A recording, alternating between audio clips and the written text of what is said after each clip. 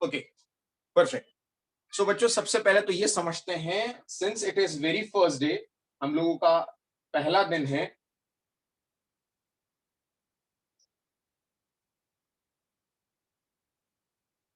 सो सबसे पहले तो नीट एग्जाम जिसके लिए हम लोग प्रिपरेशन कर रहे हैं, स्टडी का balance, how to balance our board studies and NEET studies, और how we will proceed for NEET studies, है ना, along with your class 11th and class 12. Let me very clear at my part, so called as at resonance part. Everyone should be focused whatever the teachers are teaching. Perfect. अभी कुछ लिखने का जरूरत नहीं, मैं सब बताऊंगा. Everyone should be very much focused what the teachers are delivering the lecture. Though in online mode, you will be provided with the YouTube links or recorded lectures also. Whatever we are dealing today, definitely we will share. That YouTube link will be shared with you. But it doesn't mean कि आप उसे उस समय पर note नहीं कर रहे हैं या फोकस देकर नहीं सुन रहे हैं, क्योंकि ऐसा हुआ, we will keep on evaluating the things कि whether you students are doing it properly or not. If we found that you are missing the notes or you are not that much sincere that is expected in online mode, so we will stop sharing the lecture links or recorded videos of that particular lecture. So make sure कि आपको जो बताया जा रहा है उसे आप बहुत अच्छे से नोट करेंगे, उसे बहुत अच्छे से आप जैसा जैसा टीचर बताता जाएगा वैसे वैसे आप उसे लिखते चलेंगे सेम टाइम पर while the lecture is going on. Perfect. बच्चों, क्या होता है, YouTube पर जो रिकॉर्डेड लेक्चर्स हम लोग अपलोड करेंगे, that will be a bonus for you. If any fact is missing, if any concept is missing, in that case, you can go through that one time, more time, and so many times, so that वो concept miss नहीं होगा. तो ये तो advantageous है हमारे लिए. उसको टेकन फॉर ग्रांटेड लेकर हम लोग क्लासेस में गड़बड़ करें, that is not at all acceptable. Perfect. चलिए, तो सबसे पहली बात हुई, हमें लेक्चर को बहुत अच्छे से सिंसियरली हमें सुनना है, राइट. सो सबसे पहले पेज पर एक बढ़िया सा ऊपर कोट लिखा हुआ है ना, winners never quit and quitters never win. ईश्वर का नाम लिखिए और पहले पेज पर पहला पॉइंट हम लिखते हैं, what we need to do.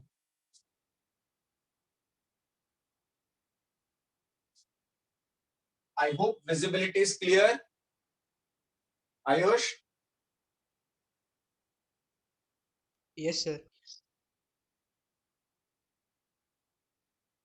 Full focus on classes and lectures.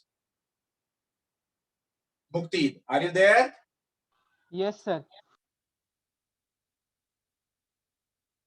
No ignorance, even after the sharing of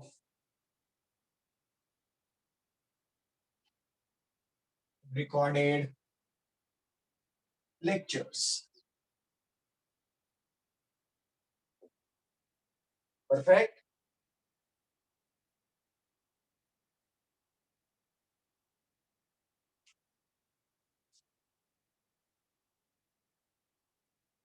Okay. Third point. Otherwise मैं उसमें नहीं लिख रहा हूं कि अदरवाइज मुझे क्या करना होगा. We will stop sharing the lectures, है ना. तो नोट्स आप प्रॉपरली प्रिपेयर करते चले. परफेक्ट. ये दो बातें तो हो गई जो आपको सिंसियरिटी इसमें रखनी है. तीसरा, we need not to go for any other books other than study material. We need not to go for no extra books other than Rezo study material. Perfect.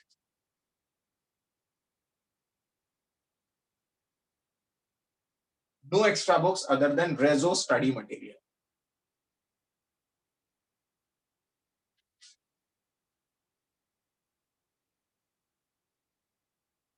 Right? अब सवाल ये है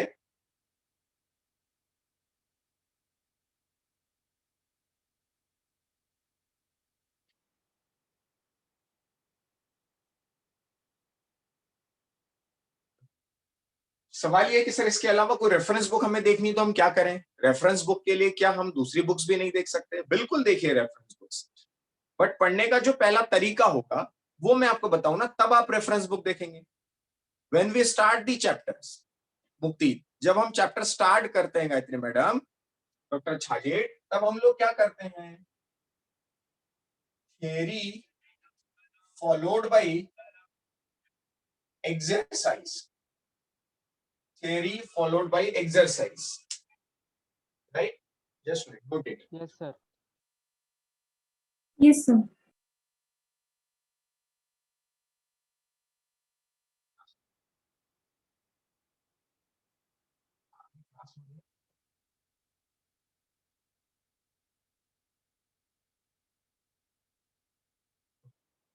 So theory followed by exercise, and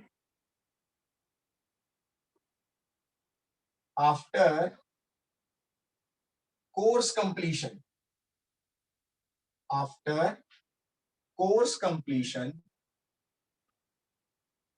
it will be exercise based theory. What it means? पढ़ने के तरीके पहले समझ में आए ना बच्चों, तो अपना हिट रेट बढ़ेगा। मैंने आपसे कहा पहले आपको क्या करना है, जब मैं आज पढ़ाना स्टार्ट कर रहा हूं तो आपको पढ़नी है थियरी, फॉलोड बाय, जब थियरी पढ़ना हो जाए, once the chapter is complete, then go for solving the questions. Perfect.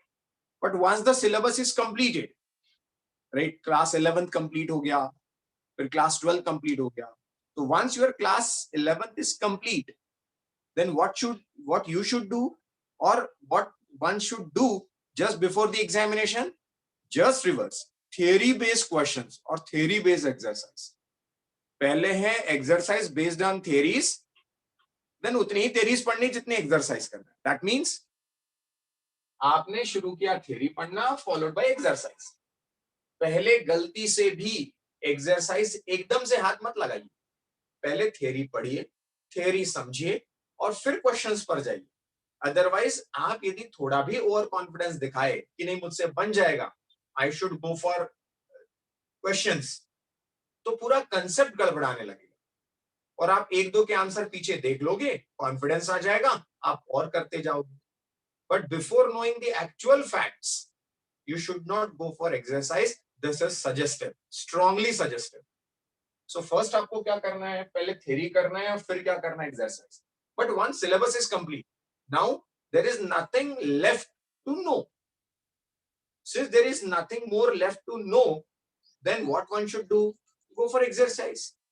और एग्जाम जब पास में आता है बच्चों, एग्जाम के महीना पहले, 2 महीना पहले, what we suggest, हम ये कहते हैं कि अब थ्योरी मत पढ़ते बैठे, अब थ्योरी पढ़ने में समय वेस्ट होगा, वो पढ़ चुके, तुम जितना पढ़ना था पढ़ चुके। बिफोर एग्जाम आप बहुत नया कुछ नहीं स्टोर कर पाएंगे दिमाग में। अब आपको करनी होगी एक्सरसाइज ही एक्सरसाइज, बिकॉज वो कंसेप्ट अब एग्जीक्यूट कैसे होगा। कंसेप्ट समझ गए, थियरी पढ़ लिए, सब पढ़ लिया, भाई वो थियरी मेंडल के लॉज पढ़े, लेकिन लॉज कैसे, सवाल कैसे आएगा उस पर, अब एग्जाम के पहले ये जानना जरूरी है। तो एग्जाम के ठीक पहले हम लोग करते हैं क्वेश्चन बेस्ड थियरी। जो क्वेश्चन नहीं बना उसकी थ्योरी देख ली, उतना ही पार्ट देखा बस, क्योंकि यदि आप फिर से पूरी थ्योरी देखने बैठे तो फिर 2 साल लगने वाले। और बच्चों जितनी बार आप थ्योरी की बुक उठाओगे, हर बार वो बुक नया ही लगेगा, इसलिए थ्योरी बार बार मत देखते रहिए। हम 2 साल तक, 1.5 पौने 2 साल तक बढ़िया से थ्योरी बेस्ड क्वेश्चन देखते रहेंगे। But near the examination, just before the examination, महीना 2 महीना पहले, we will definitely practice more and more questions। बनते जाएंगे, फाइन, क्योंकि थ्योरी पढ़ी है, कंसेप्ट पढ़ा है। बट जो नहीं बन रहे हैं उसका उतना ही कंसेप्ट या उतनी ही थ्योरी देखना है, उसके आगे और पीछे देखने का जरूरत नहीं, क्योंकि उसके पीछे देखने जाएंगे तो और उसमें जाते ही जाएंगे, फिर थ्योरी तरफ चले जाएंगे, फिर क्वेश्चन छूट जाएंगे। तो कहीं ना कहीं मिसमैनेजमेंट करते हैं बच्चे, डायरेक्शनल स्टडी नहीं करते, इसलिए नुकसान। परफेक्ट। ये जो थ्योरी पढ़ेंगे आप, इसकी स्टडी कैसे करेंगे? Concept based study followed by conceptual problems.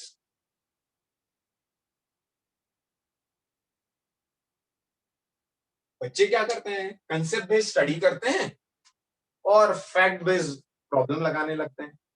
अब भाई फैक्ट बेस्ड यदि आप लगा रहे हैं, ब्लड ग्रुप का डिस्कवरी यदि 1900 में हुआ है तो हुआ है, अब वो 1800 में क्यों नहीं हुआ, 1920 में ही क्यों नहीं हुआ? पढ़ रहे हैं कंसेप्ट कि कौन डोनर हो सकता है, कौन सा एंटीजन है, कौन सी एंटीबॉडी है, कौन डोनर हो सकता है, कौन रिसिपिएंट हो सकता है। अब हमने कंसेप्ट बेस्ड थ्योरी पढ़ी है ना, अब इसमें एक क्वेश्चन आ गया कि हु डिस्कवर्ड ब्लड ग्रुप, नहीं बन रहा है तो निराश होने की जरूरत थोड़ी है उसमें, वो पढ़ा ही नहीं ना हमने, हम तो कंसेप्ट बेस्ड पढ़। तो फैक्ट बेस्ड स्टडी अलग चलती है, कंसेप्ट बेस्ड स्टडी अलग चलती है। तो फिर फैक्ट बेस्ड का क्या करेंगे? बायो है इसलिए इतनी जरूरत पड़ रही है बताने की। Facts based theory must be written at one separate notebook। अब ये सेपरेट नोटबुक क्या होता है? एक छोटा सा नोटबुक या हर नोटबुक के पीछे के 10 पेजेस, ये फैक्ट्स है। मतलब जो भी वो लग रहा है इनऑर्गेनिक के हो, ऑर्गेनिक केमिस्ट्री के हो, फिजिक्स के कुछ फैक्ट्स होते हो, यदि बायो के यदि मैं कहता हूं तो बहुत सारे फैक्ट्स होते हैं। ये इसने ये डिस्कवर किया, उसने वो डिस्कवर किया, इस ईयर में किया, है ना, इस एक्सपेरिमेंट पर बेस्ड किया। परफेक्ट। सो वो तो आपको कहीं ना कहीं नोट करना पड़ेगा, ताकि at one go near the NEET examination, before the NEET examination, at one go आपको दिख जाए कि यार ये 1900 में ये एंटीबायोटिक की डिस्कवरी इन्होंने की, लॉज इन्होंने बताए, एक्सेप्शन इन्होंने बताया, वो तो एट वन गो आपको कहीं ना कहीं मिल जाएगा। परफेक्ट। ये दोनों ही स्टडीज, कंसेप्ट बेस्ड हो या फैक्ट बेस्ड हो, दोनों he does require NCERT reading. अब बच्चे कहेंगे सर हम तो स्टेट बोर्ड के हैं। अरे भाई आप स्टेट बोर्ड के हो सकते हैं, स्टेट बोर्ड का एक भी कंसेप्ट मेरे पढ़ाने में छूट जाए तो आप मुझे बोल दीजिएगा कि सर आपने नहीं पढ़ाया, वो होगा ही होगा। परफेक्ट। हाँ, फैक्ट बेस्ड स्टडी के लिए आप किसमें लग सकता है? और फैक्ट बेस्ड आपको एक और लग सकता है आपके जो बोर्ड है, ताकि आपको 12th भी निकलना है ना साथ में। बट कंसेप्ट तो सारे आ जाएंगे एनसीईआरटी, फिर भी कोई छूट जाए तो मुझे बताइएगा स्टेट में छूट गया, ऐसा होगा नहीं। अब एनसीईआरटी पढ़ने का तरीका क्या होगा? एनसीईआरटी पढ़ने का तरीका, NCERT reading, use of highlighter.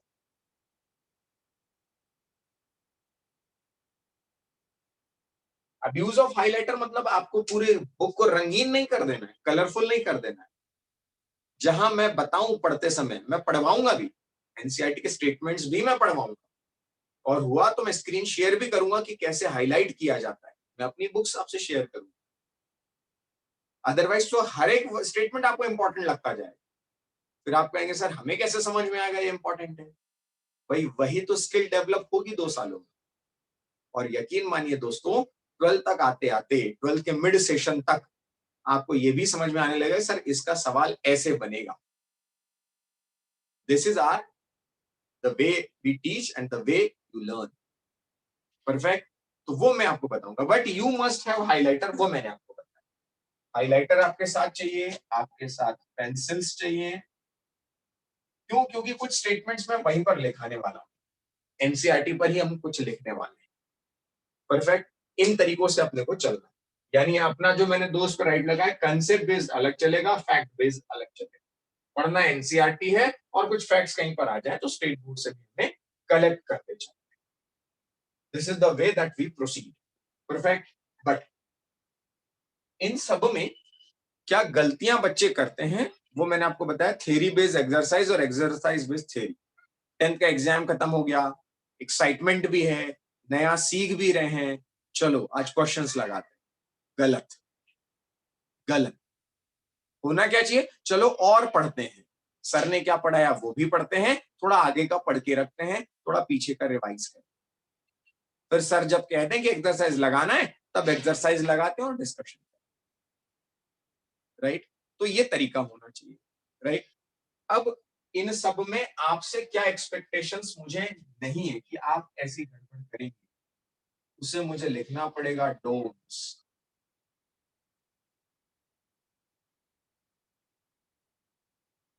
Leaves, absentee, social media,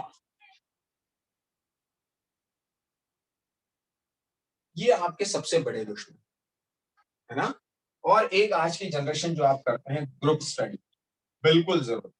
अब तो क्या ग्रुप स्टडी का चांस ही खत्म कर दिया कोविड है, बट ये हमें बिल्कुल नहीं चाहिए। क्यों नहीं चाहिए दोस्तों? घुमरे साहब, कितनी सीट चाहिए मेडिकल की, 1 या 2?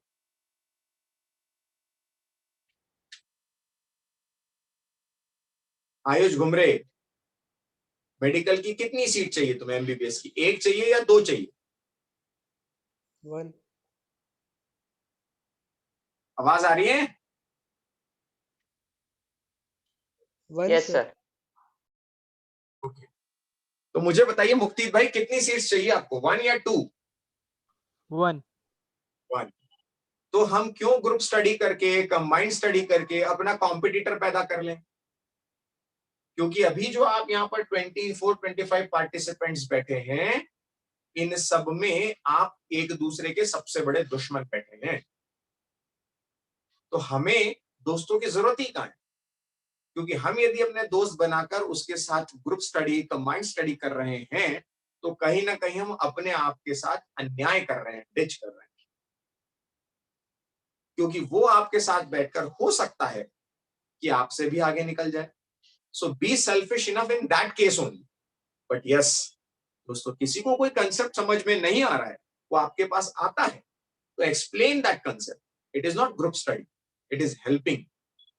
वो हेल्पिंग हैंड आपको देना है। उसमें 2 फायदे होंगे। जब किसी से कुछ नहीं बना, आप उसको बताते हैं तो उसको कंसेप्ट क्लियर हो जाएगा और आपका और ज्यादा स्ट्रांग हो जाएगा कंसेप्ट, बिकॉज वो कुछ क्रॉस क्वेश्चंस भी करेगा। तो अब चॉइस आपकी है, ग्रुप स्टडी करके अपने दुश्मन पैदा करने हैं या दोस्त रहने देना है, ये आपकी इच्छा है ना। मैं सजेस्ट नहीं करता। परफेक्ट। इसीलिए मैं कहता हूं last statement, then will switch to the studies. आपके 3 बेस्ट फ्रेंड्स, नीड फ्रेंड ना, best friends for next 2 years। कोई बताएगा कौन है? कोई बताएगा? Sir books. Physics, chemistry and biology. ठीक है, बुक्स। आप इन सबके, इन तीनों सब्जेक्ट्स की बुक्स आपकी बेस्ट फ्रेंड है, ना कि मैं या स्वप्निल सर या मनीष सर। क्यों बच्चों? मैं इसीलिए कह रहा हूं क्योंकि आपने मुझे देखकर करियर थोड़ी बनाया, आपने स्वप्निल सर पढ़ाने वाले इसलिए थोड़ी केमिस्ट्री लिया है, आपने इन सब्जेक्ट को देखकर लिया। तो यही आपके 3 बेस्ट फ्रेंड है। यदि मैं किसी क्वेश्चन का आंसर नहीं दे पा रहा हूं या नहीं बता रहा हूं और लास्ट मिनट में मैं कनेक्ट नहीं हो पा रहा हूं, नीट का एग्जाम देने जा रहे हैं, एक कंसेप्ट पकड़ में नहीं आ रहा है, और यदि मैं वहां अवेलेबल नहीं हो पा रहा हूं बाय एनी मीन, तो आपको आपकी बुक्स ही बचा पाएंगे। तो उन बुक्स के साथ आपको दोस्ती निभानी है। परफेक्ट। और मेरा सीधा सीधा सा टारगेट मैं आपको लिखवा देता हूं, ये पॉइंट्स आप लोग नोट कर रहे हैं सारे, है ना। आज मेरे साथ आप एक मिशन और उसकी ओथ लेंगे, yes we are going to be doctors, white apron और गले में स्टेथोस्कोप, राइट। इसमें आपको क्या करना है दोस्तों, सबसे पहले आपका टारगेट है व्हाइट एप्रन एंड गले में स्टेथोस्कोप। तो मिशन एमबीबीएस, और मिशन एमबीबीएस आपको मिलना है कब, जब एक मिनिमम स्कोर से स्टार्ट करके हम मैक्सिमम तक पहुंचते हैं। परफेक्ट। तो मैं बहुत ज्यादा बड़ा अप्रोच आपको नहीं बता रहा हूं, मेरा मिशन है 550 प्लस, 550 से ऊपर नंबर मुझे लाने, आउट ऑफ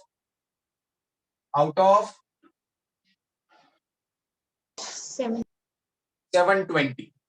ये कैसे लाने आप, इसको लाने के लिए आपको 3 सब्जेक्ट हैं, physics plus chemistry plus bio, 3 subjects आपके पास, पीसीबी। आपको कितना कितना स्कोर मिनिमम उसमें लाना है उस पर मैं चर्चा करूं। परफेक्ट। मैंने कर दिया 125, 125 और 325, बराबर। मैंने कर दिया इसको 575, मैंने 550 प्लस लिखा था तो इससे आ जा रहा है मेरा 575, जो कि इस साल का कट ऑफ था, और ये धीरे धीरे बढ़ता जाएगा, लेकिन हम लोग बेसिक से शुरू करते हैं, नो प्रॉब्लम। 550 बहुत बड़ी बड़ी उम्मीदें लगा के चले और एकदम पूरी ना हो तो मुश्किल, इसलिए मैंने आपसे मिनिमम एक्सपेक्ट किया, और हमारा टारगेट जो है वो लास्ट गवर्नमेंट कॉलेज की लास्ट सीट, यही हमारा मिशन है। फिर आप कहेंगे सर लास्ट सीट की बात कर रहे हैं, हमें थोड़ी जाना है धुलिया मेडिकल कॉलेज और अग्री, मुझे भी नहीं भेज रहे हैं, लेकिन उसके लिए स्कोर तो 600 चाहिए ना।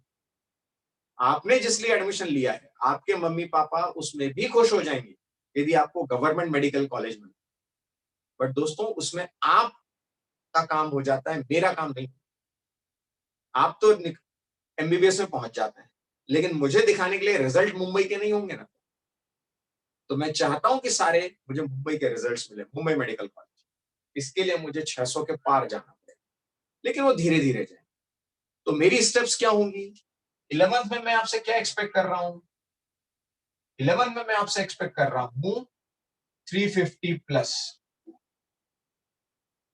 which is started with 350, gradually it becomes 400 plus, no problem. और 12th में मैं आपसे डेफिनेटली करा लूंगा, that will be 450 plus and it will be 550 plus. और बिफोर एग्जाम जैसे ही 12th बोर्ड खत्म होता है 2 महीने मिलते हैं, और उन 2 महीनों में क्रैश के दौरान, क्रैश कोर्स के दौरान मैं एक्सपेक्ट करता हूं 600 plus, which completes our mission MBBS.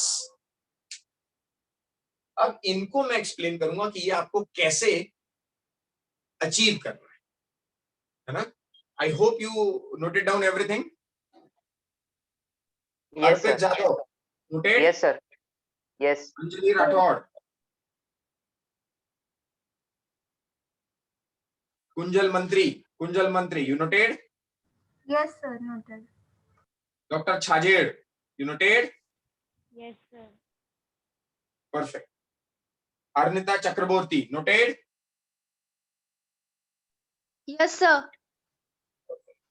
चलिए सो गुड टू गो। मैं मिटा दूं इसे, Yes, sir. मैं अभी आपको एक्सप्लेन वैसे कर देता हूं कि आपने को स्कोर बच्चों कैसे करना है, क्योंकि कैसा है एक बार हमें यह समझ में आ गया कि हमें पढ़ना कैसे है, तब तो हम आगे बढ़े। तो पहले हम ये समझ लें कि हमें पढ़ना कैसे है, उसके बाद सारी कहानी देखें।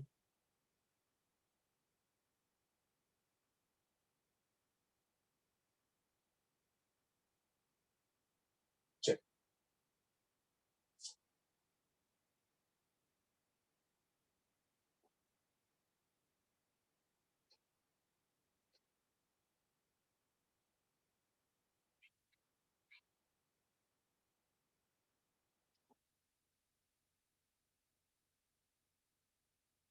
रेजोनेंस के क्वेश्चन पेपर्स में और एग्जाम में यदि आप जितना भी स्कोर करते हैं बच्चों उससे 40 मार्क्स का फर्क पड़ता है, बस आप 40 मार्क्स उससे ज्यादा स्कोर कर सकते हैं, उससे ज्यादा नहीं होगा।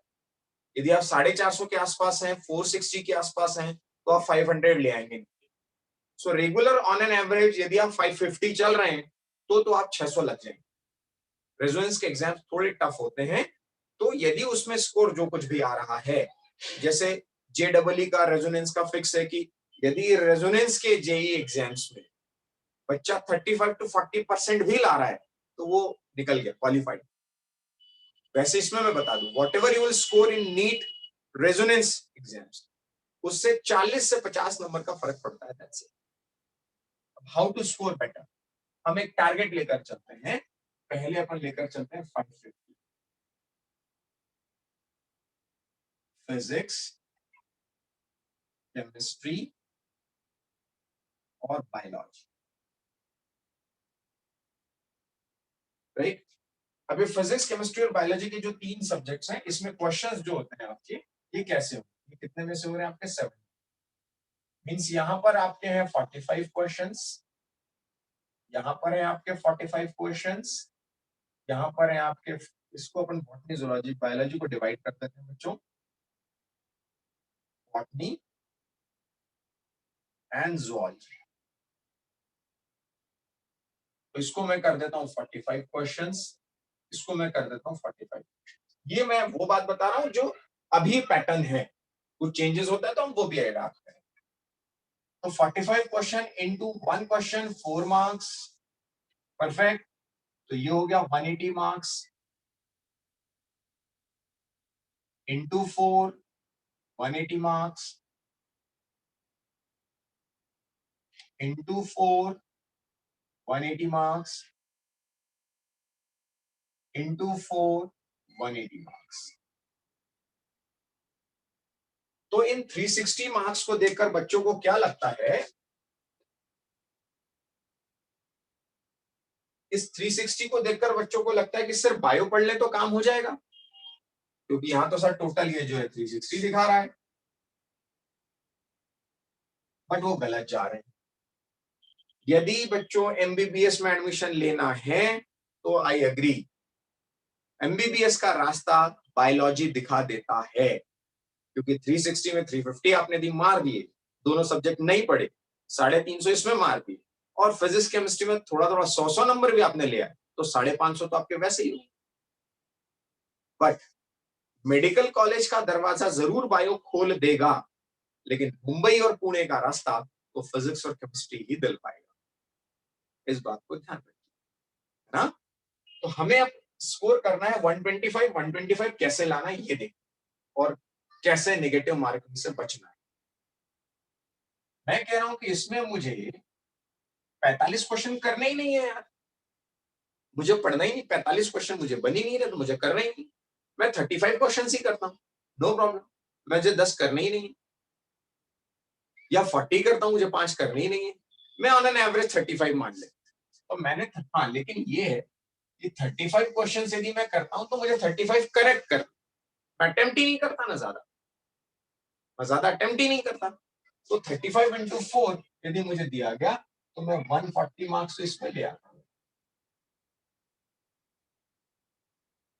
ऐसे ही मैंने केमिस्ट्री में कर दिए, केमिस्ट्री में भी मैंने 35 कर दिए, 4 हो गया 140। इसमें मैं क्या करता हूँ, 40-40 कर देता हूँ यार, इसमें 40-40 कर, पूरे करना ही नहीं मुझे, जो बन रहा है वो मैं करूंगा। 40 इंटू 4 160 और 40 इंटू 4 160। तो कैलकुलेशन देखिए कितना इजी मैं आपको बता रहा हूँ, करना क्या हो। अब मान भी लिए इसमें यार 2 गलत हो गए, 3 गलत हो गए, 4 गलत हो गए, जो होने नहीं चाहिए, इतने गुंजाइश है नहीं, मैं हर किसी में 2 से 3 क्वेश्चन की माइनस मार्किंग देता हूँ, बट इनिशियली 5-5 के साथ -5 135 -5 135 -5 155 -5 155, यानी टोटल मैं देखता हूं तो मेरे पास है 135 135 155 155। परफेक्ट।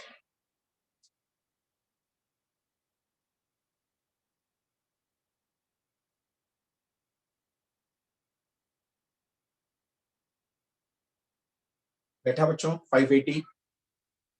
मतलब मैंने ये मान लिया कि आपने टोटल 20 क्वेश्चंस गलत किए, 20 क्वेश्चंस गलत, और आपने छोड़ दिए कुछ लगभग 10-20 और लगभग 5-5, 30 क्वेश्चन तो छोड़ दिया। No problem. अब यार ऐसा इतना कैलकुलेशन करने के बाद भी यदि अपना इतना आ रहा है स्कोर, तो दैट इज गुड इनफ। ये धीरे धीरे धीरे हम क्या करते जाएंगे, इसमें एक्यूरेसी लेवल बढ़ाते जाएंगे। तो मेरा फोकस किस बात पर हुआ, एक्यूरेसी। और एक्यूरेसी कब आएगी, जब कंसेप्ट नोन होगा। एक्यूरेसी कब आएगी, जब कंसेप्ट नोन होगा, तो एक्यूरेसी भी बढ़ेगी, और एक्यूरेसी बढ़ेगी तो स्कोर बढ़ेगा। परफेक्ट। तो यदि हम मेडिकल कॉलेज में जाना चाहते तो डेफिनेटली एक बड़ा फिगर है यहाँ पर 320। आधा काम तो हो गया, 600 में 300 तो आप ले आए, अब बाकी में खेल कर। तो ये मैंने क्यों बताया कि you should give equal weightage to physics, chemistry and bio. ऐसा नहीं कि बायो, क्योंकि बायो लर्न करने का भी होता है, तो चीजें भूलता है आदमी, छूट जाती हैं चीजें। परफेक्ट। इसीलिए आपको फोकस सभी पे करना है, राइट। ये भी आप चाहें तो नोट कर लीजिए। इस तरीके से हमें कम से कम 580 का टारगेट अभी लेकर चलते हैं, और फिर धीरे धीरे धीरे धीरे उसको एकदम से नहीं अपन सब जंप लगाते, धीरे धीरे चीजों को बढ़ाते।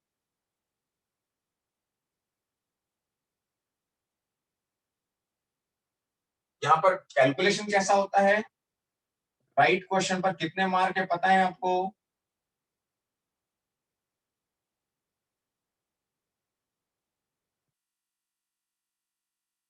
माइनस मार्किंग होने की वजह से ये हमारे लिए थोड़ा सा जान लिया बस आप।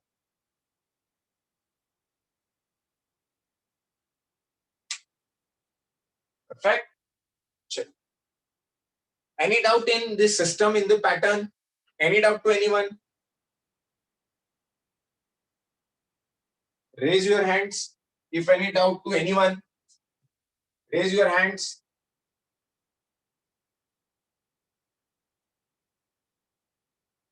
Okay, fine.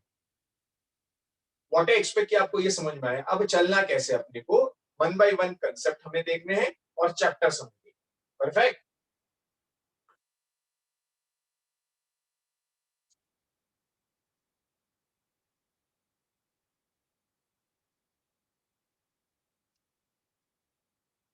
Non directional study मत कीजिएगा, मेहनत बहुत ज्यादा करेंगे, स्कोर नहीं आएगा तो मुश्किल होती है, इसलिए नॉन डायरेक्शनल स्टडी बिल्कुल नहीं करें, राइट। अब मैं आपको पढ़ाऊं तो क्या मैं बताने वाला हूं और कैसे हम चलने वाले। क्लास 11th और क्लास 12th। क्लास 11 में मैं पहले आपको बेसिक बायोलॉजी, इसलिए लिविंग वर्ल्ड का चैप्टर होगा, लिविंग वर्ल्ड में आपको बताऊंगा, राइट। लिविंग वर्ल्ड बताने के बाद डेफिनेटली मैं आपको लिविंग और नॉन लिविंग के डिफरेंस जब बता रहा हूंगा, तो मुझे उसको लिविंग बनाने वाले बायोमोलिक्यूल्स के बारे में मुझे आपको,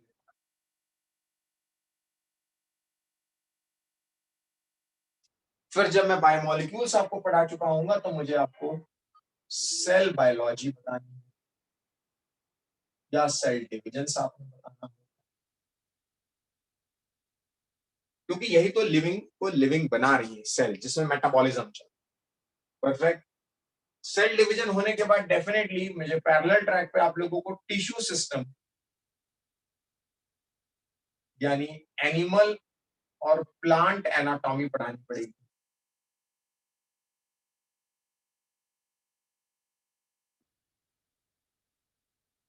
परफेक्ट।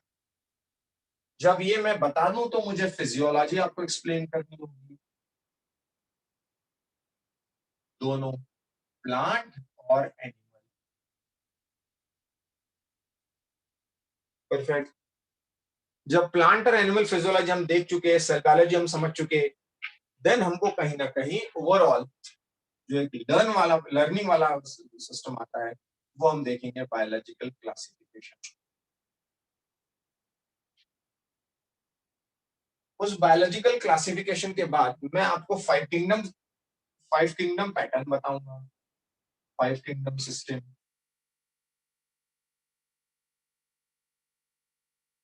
परफेक्ट। और फिर इसमें सेपरेट करके मैं एक बताऊंगा आपको एनिमल किंगडम, जिसका डिटेल हमें देखना है, एंड देन हम देखेंगे प्लांट किंगडम। इतना पोर्शन बच्चों में 11th में कवर करूंगा। ये क्यों मैं आपको बता रहा हूं, हो सकता है सारे बच्चे अलग अलग बोर्ड से हों, state, CBSE, ICSE, whatever it is, दो मैक्सिमम बच्चा स्टेट बोर्ड का होता है, तो कुछ चैप्टर्स उनके 12th में होते हैं, लाइक फिजियोलॉजी के कुछ चैप्टर्स उनको 12th में होते हैं। मैं आपको 11th में ही पढ़ा दे रहा हूँ, कोई दिक्कत ही नहीं है आपको। अब कुछ चैप्टर्स ऐसा, मुझे तो कोई चैप्टर नहीं मिला जो 12th का है और 11th में आ गया, ऐसे चैप्टर मुझे कुछ नहीं मिला। कोई हो तो हम वो भी डिस्कस कर लेंगे, कोई इशू नहीं। इसमें बच्चों जहां से मैं स्टार्ट करूंगा, तो सबसे पहले एप्लीकेशन पार्ट है, तो we will start with reproduction in both plants and animals. ये नोट करके रखिएगा, सीक्वेंस भी चलेगा ऐसे ही। परफेक्ट। जब रिप्रोडक्शन होगा तो कैरेक्टर का ट्रांसमिशन होगा, तो मुझे कहीं ना कहीं पढ़ाना होगा आपको जेनेटिक्स। जब मैं आपको जेनेटिक्स और मेंडल के लॉज पढ़ा रहा हूँ, तो मुझे पढ़ानी, इसको मैं कहता हूं पहला क्लासिकल जेनेटिक्स, जो बेसिक होती है। फिर होता है जेनेटिक्स, लेकिन उसे कहते हैं मॉलिक्यूलर जेनेटिक्स। फिर होता है जेनेटिक्स, लेकिन तब उसे कहते हैं एडवांस्ड जेनेटिक्स, या जिसे आप कहते हैं बायोटेक्नोलॉजी।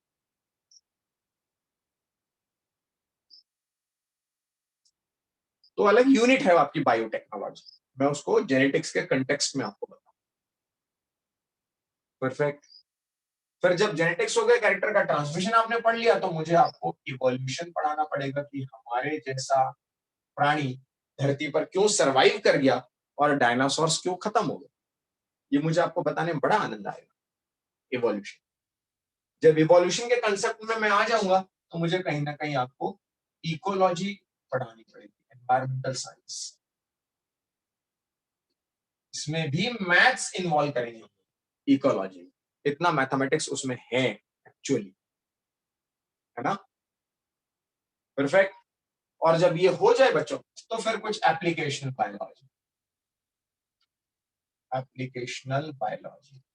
अब इस एप्लीकेशन बायोलॉजी में आप क्या क्या पढ़ेंगे, इम्यूनोलॉजी, मतलब ह्यूमन हेल्थ एंड डिजीज। फिर आप पढ़ेंगे माइक्रोब्स इन ह्यूमन वेलफेयर,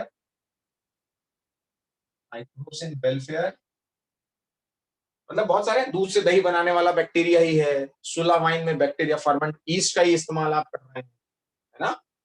और food improvement,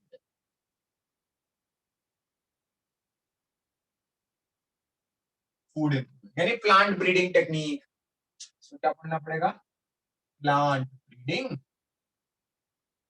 and animal husbandry.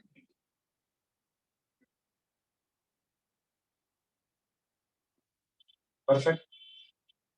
तो इतनी चीजें हैं बच्चों, तो ये करीब करीब समय लेगा अपना 5 to 6 months।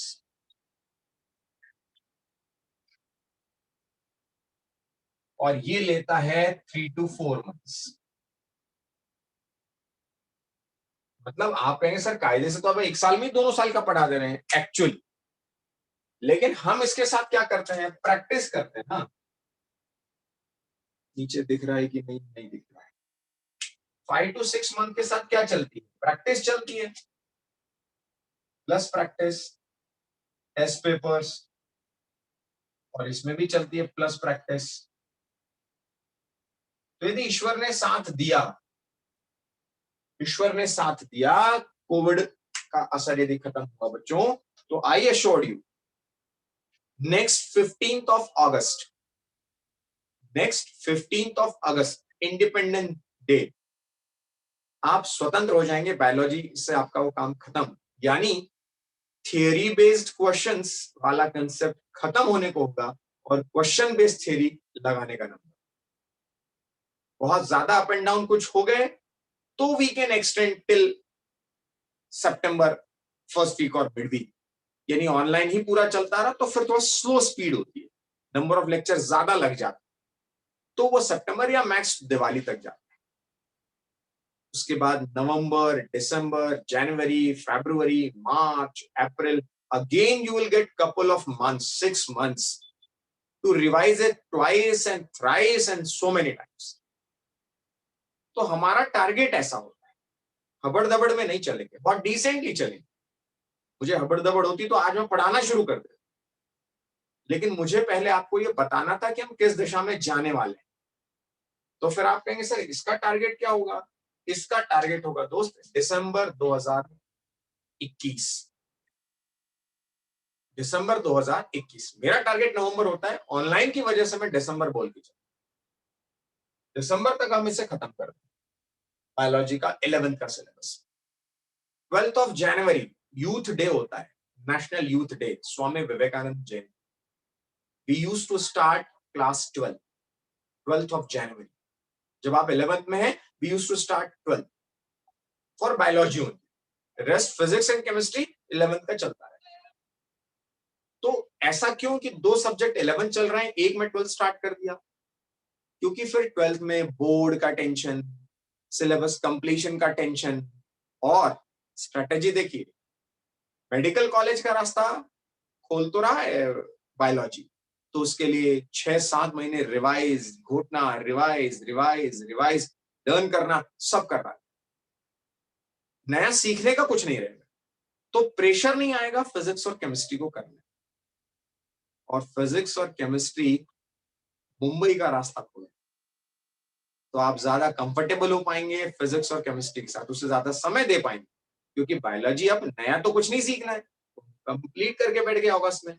तो सितंबर, अक्टूबर, नवंबर, दिसंबर 4 महीने आप फुल फ्लैश कंप्लीट दे सकते हैं फिजिक्स और केमिस्ट्री के प्रैक्टिस, ताकि दिसंबर तक, 12th के दिसंबर तक आप सब बढ़िया कॉन्फिडेंट हो जाएं.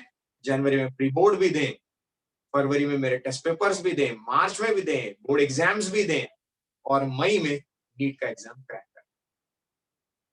तो ये स्ट्रैटेजिक वे में हम लोग आगे बढ़े. इसमें किसी को कोई डाउट हो तो बताए कि सर थोड़ा ये समझ में नहीं आया मेरे को पार्ट.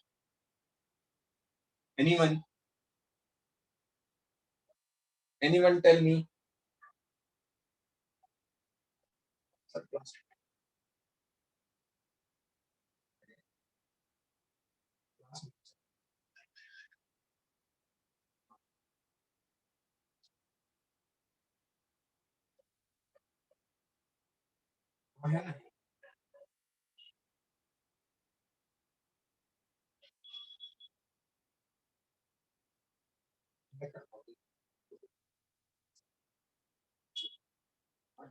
Excuse me sir. हाँ बेटा गायत्री बोलो. हाँ सर, ये जो रेजोनेंस का स्टडी मटेरियल है वो बुकलेट्स है, तो वो हाँ. बुकलेट्स हमें क्लास में यूज करने हैं फिर सिर्फ रिवीजन के लिए है उनकी थियरी? मतलब बुकलेट्स आपको जो मिलेंगी वो बुकलेट टीचर जब पढ़ाएगा तो उस बुकलेट से आपको रिफर करना है, और उसके बाद उसके एक्सरसाइज टीचर बोलेंगे, आपको उसकी एक्सरसाइज सॉल्व करनी, और उसके बाद फिर हम उस एक्सरसाइज का डिस्कशन क्लास लगाते हैं, DPP and module exercise discussion. उसमें आपको हमें डिस्कस कर लेना. Perfect. Okay sir, thank you sir. मुक्ति का एक सवाल, बड़ा जेन्युइन सवाल आया.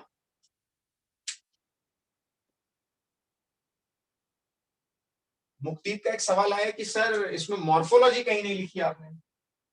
एक पार्ट बिल्कुल जायज सी बात है, उसको कहीं मैं बीच में, क्योंकि वो लर्न वाला पार्ट होता है. यूजुअली मैं उसे फिर 12th में लर्निंग के लिए बताता हूँ, लेकिन बिफोर कंप्लीशन ऑफ दिस मैं यहाँ पर कहीं आपको उसको डेफिनेटली मॉर्फोलॉजी पढ़ा दूं, फ्लावरिंग प्लांट्स. लेकिन कोविड की सिचुएशन में शायद इसे रिमूव कर दिया गया था, बट मैं मुक्ति उसे पढ़ा दूंगा. राइट मुक्ति?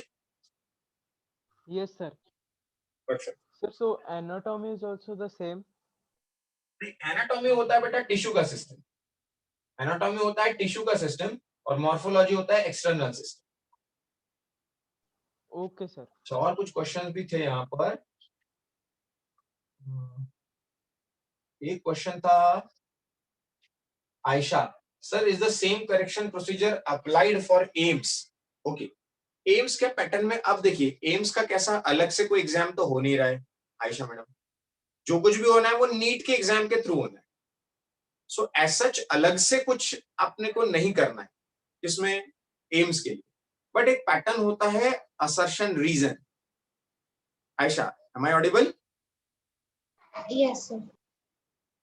One different approach is there, like assertion and reason. There will be two statements. I'll tell you whenever it is needed. अभी से brief कर दूं. There will be two statements in which you have to find out which one is correct, whether both are correct, and whether the reason is the correct reason for the first sentence. Or Yes, sir. I'm assertion. familiar with assertion and reasoning.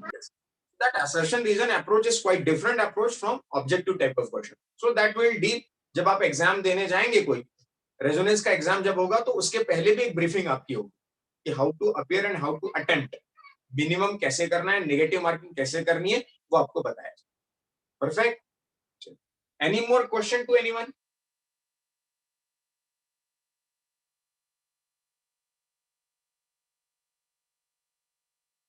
Sir, the reduced syllabus of NCERT is also applicable for NEET.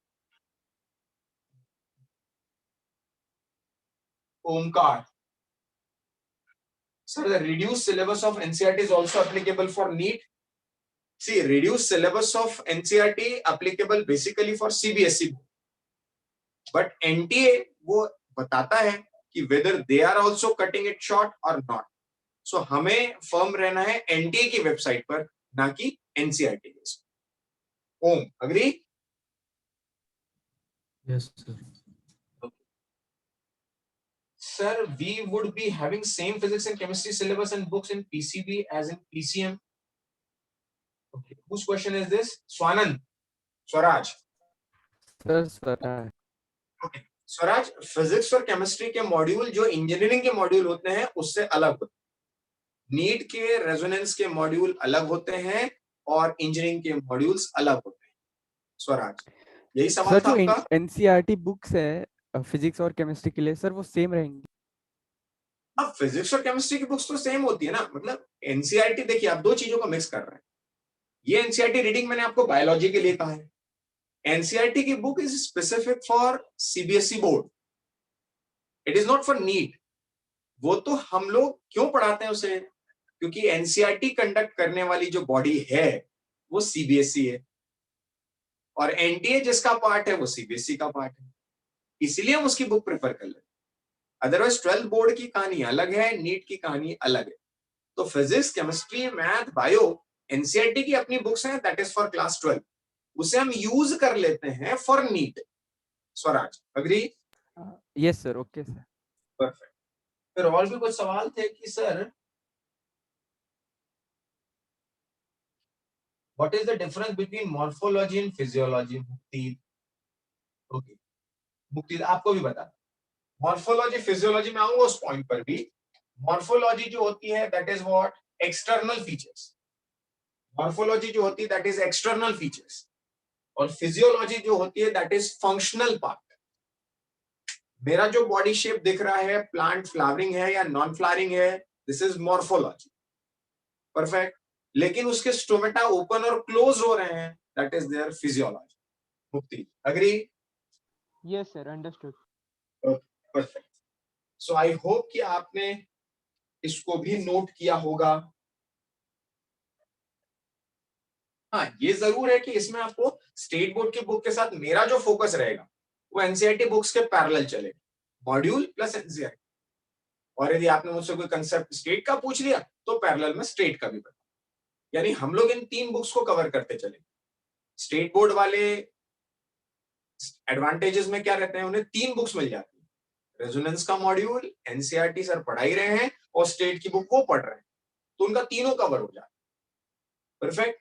इसलिए maximum type colleges जो होते हैं वो state board के साथ होते हैं ताकि स्टेट बोर्ड की पढ़ाई आप लोग साथ में करते हैं.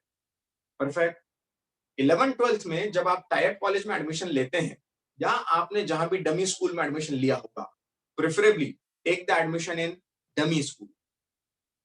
तो यूजुअली हमारे टाइप कॉलेजेस में 7 to 8 times in a year, 7 to 8 times in a year you have to go to colleges and attend your practical examination. That's it. तो उनका ही व्हीकल आता है, बस आता है, वैन सर्विसेज होती हैं, वो आपको कॉलेज लेकर जाते हैं 7 to 8 times in a year. उन 7 से 8 दिनों में रेजोनेंस की क्लास नहीं लगती क्योंकि आप कंप्लीट डे, फुल डे आप वहीं पर होते हैं 9 to 5 प्रैक्टिकल के लिए, 8 ही बार तो जाना है, 7 to 8 टाइम्स, और फिर फाइनल एग्जाम के लिए। तो रेस्ट उनके टेस्ट पेपर्स, उनके एग्जाम्स, उनके यूनिट टेस्ट, टर्मिनल टेस्ट, वो सब रेजोनेंस के सेंटर पर होते हैं, या फिर उसके लिए भी उन्हें ले जाना होगा तो अपने को बस में बैठाकर आपको ले जाना। So this is usually the system जिसमें आपके दोनों तैयारी हो जाती है, बोर्ड प्लस नीट। परफेक्ट। चलिए, any more doubt in this way? यानी हम लोग जो स्टार्ट करने वाले हैं वो क्या करेंगे बच्चों? Living word. इसके लिए आपकी तैयारी क्या होनी चाहिए? एक हाइलाइटर, पेन, पेंसिल, एनसीईआरटी का बुक नहीं हो तो डाउनलोड कर लीजिए। इनिशियली मार्केट यदि अभी बंद है, लॉकडाउन है, तो उसे इनिशियली आप क्या करें? डाउनलोड कर लीजिए। एनसीईआरटी की वेबसाइट पर पीडीएफ फाइल आपको मिल जाएगी, लेटेस्ट वाली होगी तो बहुत अच्छी बात है। उस पीडीएफ के एक चैप्टर के 5 या 10 पेजेस होंगे, उसका प्रिंट आउट कहीं से बुलवा लीजिए, पापा के ऑफिस से, मम्मी के ऑफिस से, और एटलीस्ट उसको एक फाइल में लगाकर हाईलाइट करना, रीड करना शुरू करें। बेसिक लिविंग वर्ल्ड समझ में आएगा, तब हम बायोलॉजी को लेकर आगे बढ़ेंगे। तो मेरी रिक्वायरमेंट क्या होगी नेक्स्ट लेक्चर में? आपके पास डाउनलोडेड पीडीएफ फाइल हो, else I will share on WhatsApp group. वो चैप्टर को मैं शेयर कर दूंगा, कोई बहुत बड़ी बात नहीं है, और आपके लिए बहुत बड़ी बात नहीं। अभी आप क्लास बंद करेंगे और नेट पे सर्च करेंगे तो एनसीईआरटी की 12th की पीडीएफ अवेलेबल मिल जाएगी, कलर्ड पीडीएफ अवेलेबल। उसका print out, colour print out लेना चाहे कलर ले लीजिए, या ब्लैक एंड व्हाइट अभी ले लीजिए, क्योंकि कलर लेकर करेंगे क्या, तो बुक ही खरीदनी पड़ेगी, है ना। एनसीईआरटी की बुक आपको बायो की लेनी पड़ेगी। परफेक्ट। और मैंने तो क्या किया बच्चों, अजीब सा काम कर लिया थोड़ा सा, अब आप उसको सही माने या गलत माने, मैंने तो बुक ही मैंने चैप्टर वाइज उसको फाड़ के अलग कर लिया। पेरेंट्स नाराज हो सकते हैं कि ऐसा क्या सर आपने सिखा दिया, बुक को फाड़ने का बोल रहे हैं आप, बट मैंने क्या किया, उसमें स्पाइरल बाइंडिंग कर ली। मैंने कुछ चैप्टर्स को ऐसे यूनिट बना दिया कि पहले 3 चैप्टर, फिर 3, जैसे cell biology, cell division, biomolecular सब एक में आ रहा था, तो इन 3 चैप्टर को मैंने एक चैप्टर, वो मदद में कर देता हूँ। मैंने क्या किया वो मैं बता दूं, बाकी चॉइस है।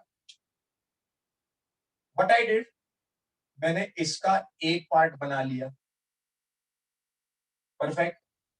मैंने living world, biological classification, animal kingdom और प्लांट किंगडम, ये सब एक्सोनॉमी वाला पार्ट था, तो इसका मैंने पार्ट नंबर 2 बना लिया।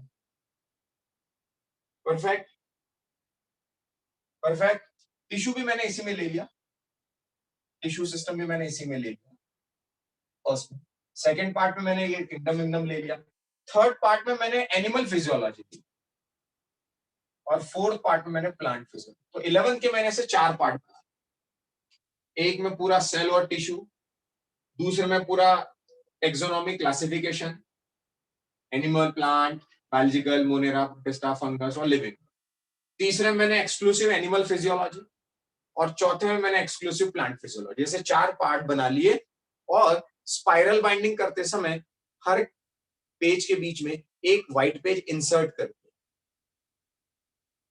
एक व्हाइट पेज इंसर्ट कर दिया और स्पाइरल बाइंडिंग करा दी। अब लॉकडाउन में वो पॉसिबल नहीं हो पा रहा होगा, तो जब लॉकडाउन खोलेगा तब कर लीजिए। इसलिए अभी पीडीएफ डाउनलोड करके भी काम चल जाएगा, बहुत स्पीड में अपन आगे चलेंगे नहीं। अभी when the city will unlock, ये काम जरूर कर लीजिएगा। 4 पार्ट बना लिए, और हर पेज के बीच, नॉट एग्जैक्टली हर पेज के बीच में, या हर चैप्टर के बाद 5-5 पेज अपने, 5 chapter finish, 5 white blank pages inserted, chapter finish NCERT का 5 पेजेस इंसर्टेड। तो ऐसा करके आपको हर चैप्टर के बाद 5-5 पेजेस यदि आप लगा लें, मैंने तो हर पेज के बाद, लेकिन हर पेज के बाद ज्यादा थिकनेस बढ़ जाएगी, मैंने हर 2-3 पेज के बाद एक पेज लगा लिया, ताकि उसके नोट्स वहीं लिख दूं। तो चॉइस आपकी, या तो आप चैप्टर खत्म होने के बाद 4-5 इंसर्ट कर दीजिए, या आफ्टर एवरी 2 पेजेस आप एक पेज इंसर्ट कर दीजिए। थिकनेस बहुत ज्यादा ना हो, इसको ध्यान, राइट। इस सिस्टम से कल हम शुरू करेंगे, या नेक्स्ट जो भी क्लास होगी बच्चों, मेरा पहला सिखाने का काम होगा लिविंग वर्ड। थोड़ा सा पढ़ के रखिएगा पीडीएफ से, सवाल जवाब कीजिएगा, इंटरैक्शन कीजिएगा, बेटर लगेगा, अच्छा लगेगा। साथ में नोट्स में आपको लिखवाऊंगा। तो जो नोट्स में आपको लिखवाऊंगा आप या तो उसको अलग रजिस्टर बनाएं या यदि कोई पेजेस इंसर्ट कर लिया हो तो उन पेजेस में लिखें। बेटर है अभी लॉकडाउन में आप कहाँ जाएंगे स्पाइरल ये सब करने, तो बेटर है रजिस्टर बनाइए, चैप्टर का नाम डालिए, मैं जो लिखवाता जाऊंगा वो लिखते जाइए। Perfect. Any doubt to anyone before starting our classes from the next class? Sir, for Tell- NEET preparation, do we need to read SCHAN and all? Not getting what again? Tell me again. Sir, for NEET preparation, do we need to read all SCHAN and Lakshmi Singh? For NEET preparation, you need to learn what? All SCHAN that CBSE books are there now. Voice नहीं आ रहा आपका। All SCHAN books. नहीं, we need not S chance books now. अब S chance books का जरूरत नहीं है अपने को, अभी किसी बुक का जरूरत नहीं है आपको। जो मॉड्यूल दिया जा रहा है रेजोनेंस का, that will be good enough, Aditi. Okay Okay, sir. सिर्फ और सिर्फ हम जितना बताएंगे उतना ही बच्चों आपको करना है, अभी कोई बुक परचेस करने का जरूरत। आयशा आपका एक क्वेश्चन आया, शुड वी बाय बुक्स और will it be provided by the school during admission? School college की जो बुक्स होती हैं उसको अभी ना एडमिशन की जल्दी है अपने को, क्योंकि 10 का रिजल्ट नहीं आया अभी, है ना स्कूल एडमिशन की जरूरत है जल्दी अपने को, और ना मान के बुक्स की जल्दी है। हमें तो रेजोनेंस का मॉड्यूल आ जाए, बस इसका स्टडी शुरू कर देना है आयशा। वो जैसा जैसा होता जाएगा समय समय पर बताते रहेंगे। Ayesha, will it be fine? Yes, sir. मुक्ति, जहां तक टाइप कॉलेजेस की बात है बेटा, ये सारी बातें अपन करेंगे once 10th result will be declared. Mukti, agree? Yes, sir. Fine. अभी हम लोग फोकस करते हैं रेजोनेंस और NEET, right? So doctors, wish you all the best. I expect the best interactive sessions, more sessions with you people. First we will start with the living world. Perfect. Then we'll switch to cell biology, biomolecules and all this. Be ready, get ready for this, and stay motivated, stay tuned with the regular lectures, attendance, and the theory material that you will going to download from online. Perfect. Rezo sir app पर भी available होगा, क्या पढ़ना कैसे पढ़ना मैं next lecture में आपको बता दूंगा। Perfect. Wish you all the best and expect the best, most interesting sessions with you people. All the best. Going to close the session, right? Thank you, sir. Thank you, Thank sir. you, sir. Thank you, sir. Thank you, sir. Thank you, sir.